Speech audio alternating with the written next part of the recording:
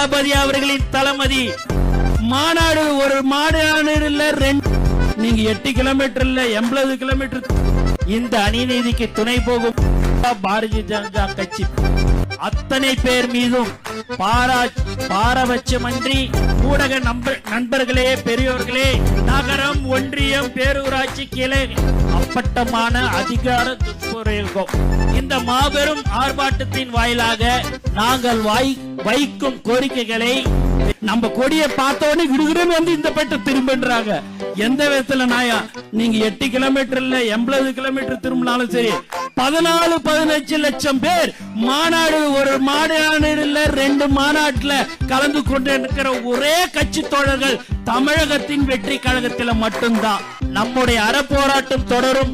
2026 தளபதி அவர்களின் தளபதி அவர்களின் ஆட்சி 2026 ஆட்சி அமையும் என்பதில் இந்த நேரத்தில் தெரிவித்துக் கொள்கிறேன்.